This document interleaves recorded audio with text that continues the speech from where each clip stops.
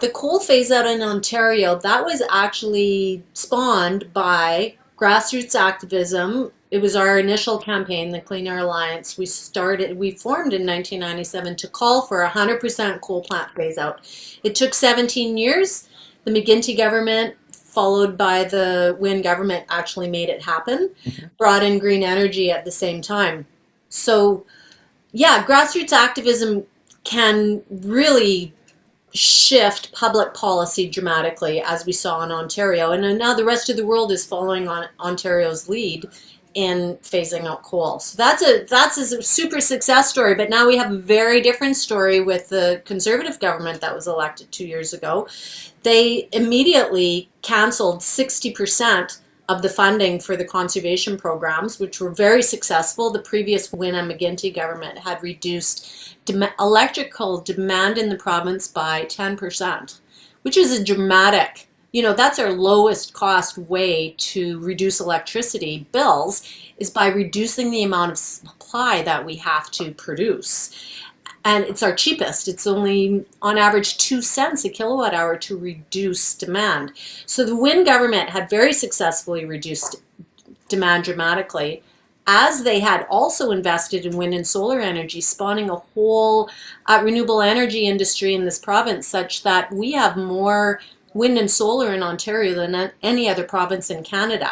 We definitely did a better job of leadership, and we put lots of money into spawning a new industry. But in the process, we gained lots of opposition. So one of the things that we did wrong was we took away the veto power of municipalities to say no to these large infrastructure projects, wind in particular. So communities got their backs up and started fighting it. And that is what brought to the fore the Conservative government, because they ran the last 2 elections opposing the Green Energy Act and opposing the installation of wind and solar around the province, because communities fought it.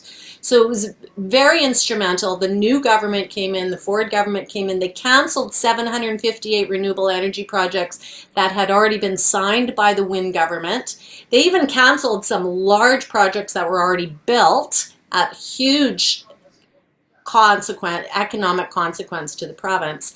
And they reduced the energy conservation budget by 60% and doubled down on not only rebuilding 10 of our aging nuclear reactors, which are our most expensive way to meet our electricity needs.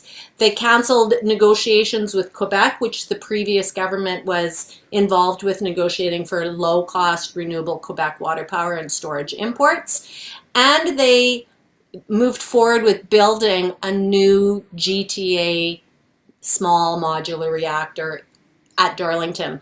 So they completely transformed the direction. Oh, and they bought up 3 old gas plants, and they're ramping up gas-fired electrical generation 500%. In a climate era when the whole world is phasing out gas power, the Ford government is ramping up gas. So the Ford government is moving to nuclear and gas, and phasing out the renewables and the conservation programs. It's just insane. The whole world is moving to a renewable future. The International Energy Agency, the IEA, says that 95% of new electrical supply in the next 5 years will come from renewable power. So the whole world is going renewable. Meanwhile, Ontario and Canada are investing in SMR, small modular nuclear reactors, a new technology which is untested and very expensive. Mm-hmm. And Ontario in particular is ramping up gas and rebuilding our aging nuclear reactors. It's insane.